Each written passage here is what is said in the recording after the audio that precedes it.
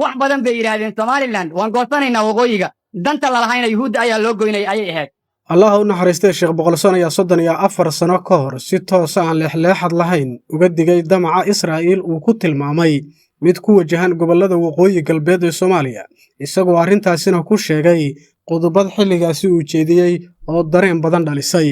Sheekh Allah u naxariistay Saad waxa uu sheegay qorshahan inuu yahay damac dhab ah oo la fulin doono markii fursad loo helo sidoo kale waxa uu xusay in dadka Soomaaliyeed waqtigaasi aysan weli si buuxda ugu baraarugsanayn qatartaasi ase yeeshee marka ficilka uu dhaco shacabka Soomaaliyeed ay si wada jir ah u midoobi doonaan 34 sano kadib digniintii Sheekh Boqolson waa ay muuqataa maadaama madax bannaanida iyo qarannimada Soomaaliya lagu soo xadgudbay taas oo dib u soo noolaysay hadalkii Sheekh Allah u naxariistay iyo digniinihii uu jeedin jiray oo ahayd in Israa'iil ay ku soo wajahan tahay dhul Soomaaliyeed arrimahaas xilli uu ka hadlay Sheekh Allah u naxariistay waxa uu yiri wax badan bay yiraahdeen Somaliland waan goosanaynaa waqooyiga danta la lahayn Yuhuud ayaa loo goynay ayay ahayd waa soo cadaatay warar badan baana soo bixi raba gobollo badan ayaan maqalnay in Yuhuud loo goyn rabo iyo qolo kale 22 bisha 12aad waa habeenkii Jumcada 1991 waxaa laga dhigaystay idaacadda Yuhuudda oo loo yaqaan BBC waraysi lala yeeshay nin gaal ah oo Kirishtaan ah waraysigu waxa uu dhacay sida soo socota warku waa war aad u xun marka dhageysta ninka xukunkiisa oo bantiin doona hadii Rabbi qadaro subhanahu wa ta'ala wariyaha idaacadda Yuhuuddu wuxuu ku yiri gaalka ka socda aan qolada Kirishtaanka magacaaga maxaa la yiraahdaa wuxuu sheegtay in bulxan la yiraahdo iyo magac noocaas u eg wariyaha idaacadda Yuhuuddu wuxuu ku yiri xageed ku dhalashay wuxuu sheegtay gaalku inuu ku dhashay waqooyi galbeed wariyaha idaacadda Yuhuuddu wuxuu yiri waqtigee baa tagtay dalka Yuhuudda iyo meelaha aad joogtid oo aad waxyaalaha qaar ka sheegaysid oo ka soo baxday 1987 ilaa 1988 sidaas ayuu sheegay waxa sheegay saas ninkii gaalka ahaa wariyaha idaacadda Yuhuuddu wuxuu ku yiri markuu sidaa ku yiri hadda ma waxaad haysataa diinteed haysataa wuxuu ku yiri gaalkii masiixiyadda ayaan haystaa wariyaha idaacadda Yuhuuddu hadalkaas ayuu ninka sii weydiiyey wuxuu ku yiri xisbiga aad hogaaminayso ujeedadiisu waa maxay xisbigaas oo ah Kiristiyaan waa xisbi Kiristiyaana oo ka jira Somaliland wuxuu ugu jawaabay waxaan doonaynaa inaan ka qayb galno doorashada iyo dawladda laga dhisayo Somaliland inaan ka qayb galno ayaan doonayaa sidaas ayuu yiri ninka ka socda qolada gaalada ah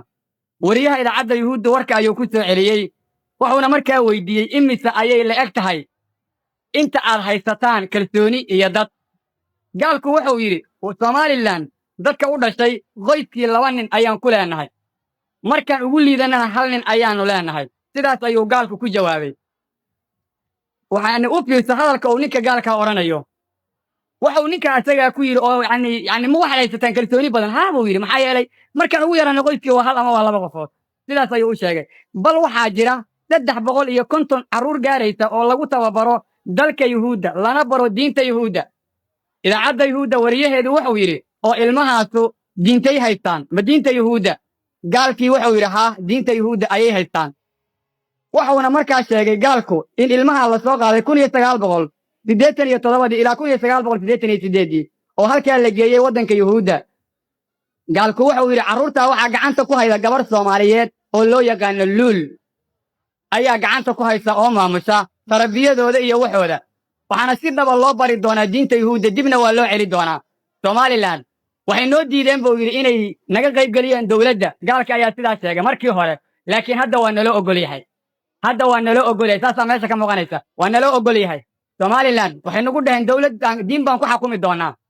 sidaas ayaana halkaa ka soo cadaatay wax badan bay yiraahdeen Somaliland waan goosanaynaa waqooyiga danta la lahayn Yuhuud ayaa loo goynay ayay ahayd waa soo cadaatay warar badan baana soo bixi raba gobollo badan ayaan maqalnay in Yuhuud loo goyn rabo iyo qolo kale waxaan halkaa ka soo cadaatay Somaliland in arrintaas ku jirto meesha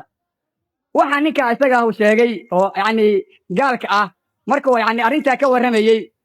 magacyadiina miyaad bedesheen ayuu yiri wariyihii idaacadda Yuhuuddu wuxuu ku yiri haa magacyo xunxun oona sheegi karin magacooda ayuu sheegay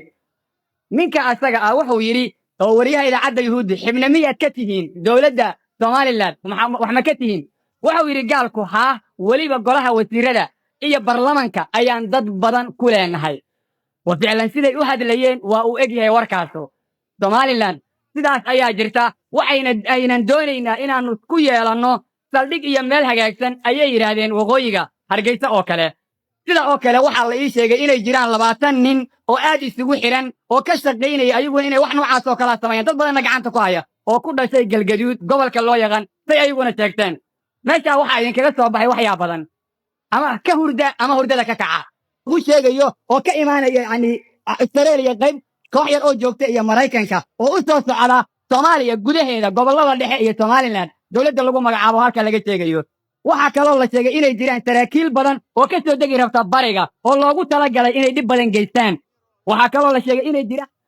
noocaas oo kala oo imaan raba koonfurta ayagoo ka bilaabi raba meesha imaan rabaan beledka Buulaxaawo meel la yiraahdo beled xaawo agihiisa waxaana lagu tala gashan yahay in la laayo niman badan oo culimo ah oo halkaa jooga qabiilka halkaa joogana u badan saraakiil banaanka ka soo socota ayaana ku tala jirta waxay kaloo caddeeyeen inay jiraan 50 nin oo u tababartay ninkii hore dhibka badnaa inay la dagaalamaan 100 qofood oo 50 ku doonayaan inay dalka ku laabtaan si wadaadada wax looga qabto marka arrintu waa sidaa ama indhaha ka laabta ama ha ka laaban idinka garanaysaan raggaas oo tababar ku maqnaa qaarkood markii hore qaarna ay mar damba baxeen marka dadka noocaas waa dad gaala ah oo aan ilaahay agtiisa waxba u oolin yani marka mas'uuliyadda meesha taallaa waa maxay Soomaalida waxay tiraahdaa habartii calaan dhashay ceelkiiba arga xumaayaan cabalxuma ku dilin oo aan dib ku soo gaarin adiga soo garanaysid marka yani ummadan ayada inay balaaya ku dhacday wadaadadooduna ceelkiibay caga xumaayeen waxba weyla ayhiin odayaashooduna garshaan bay halka u fadhiyaan oo qaad bay cunayaan intoodii oqoon yani lagu sheegay inay wax barteen xagga maadigana waa intaa aad u jeedin in la qaybsado gabanla yuhuud noqdeen gabanla ay buudiye noqdeen gabanla ay meel kale ka imaanayaan xaaladda sidaa weeye